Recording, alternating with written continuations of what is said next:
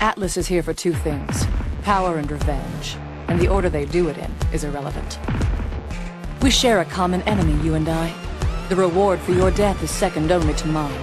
That alone should be reason for you to join my cause. But if it is not, and your greed precedes you, then you will gain access to all of their weapons. Their invasion stockpile will be yours. Athena out.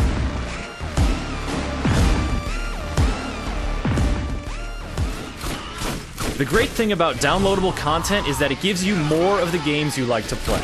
With the third DLC installment for Borderlands, developer Gearbox Software has taken the concept of more to a whole new level. The secret armory of General Knoxx features new areas to explore, new vehicles to drive, new enemies to shoot, and new loot to hoard. It features these things in abundance, packing over 10 hours of gameplay for only $10.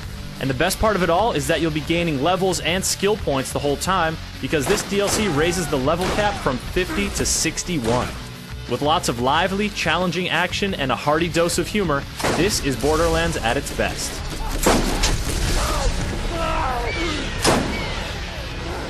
The secret armory of General Knoxx picks up after the end of the main campaign in Borderlands, and level-wise, that's the best time to tackle it, regardless of whether you're on your first or second playthrough. It seems that uncovering the secrets of the vault has thoroughly angered the Atlas Corporation.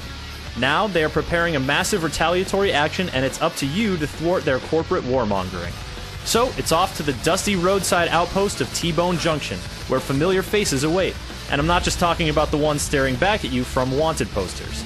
Your lady friend told me... Characters old and new lend a lot of personality throughout this adventure, and they help make this secret armory of General Knoxx one of the funniest stretches of Borderlands yet. It's also one of the most vehicle-heavy, given that you spend a lot of time navigating elevated highways. These novel environments can be as perilous as any other part of Pandora, but some tough new vehicles help even the odds. One in particular not only accommodates all four mercs, it gives them each a weapon to keep them busy. The driving can still be a bit touchy, but the flat road surfaces minimize the amount of abrupt, unexpected stops. Of course, you will have to make stops to deal with hostile forces and loot roadside stockpiles. This is when you'll encounter some of the many new enemies in the secret armory.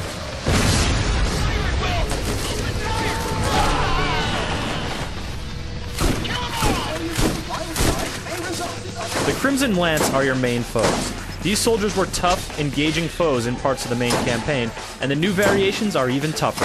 Some are resistant to elemental damage, while others take to the sky in jetpacks.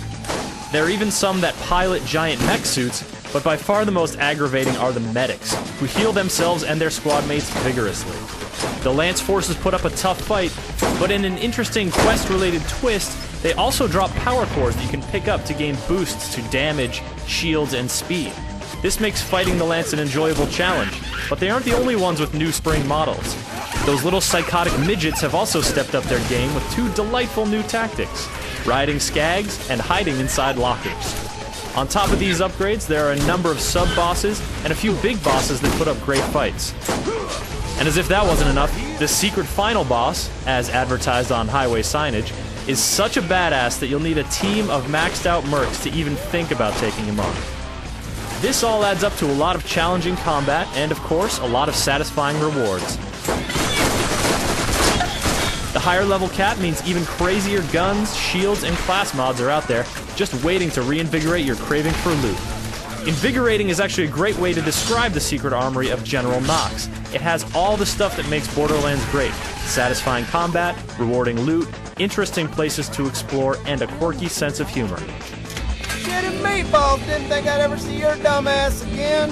It hits the nail on the head, tapping right into the game's appeal and delivering the goods at a great pace across hours and hours of gameplay.